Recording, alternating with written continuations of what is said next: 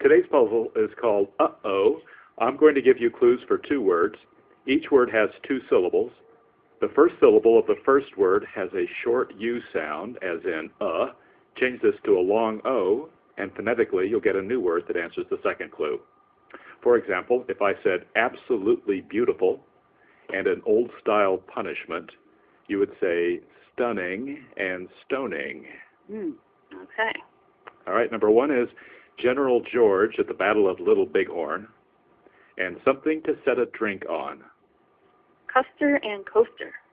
Good job. Number 2, to say under one's breath, and an engine. Mutter and motor. Good. A light 4-wheeled carriage, and a score of 1 over par. Buggy and bogey. Having a healthy red complexion, and an assistant to a rock band.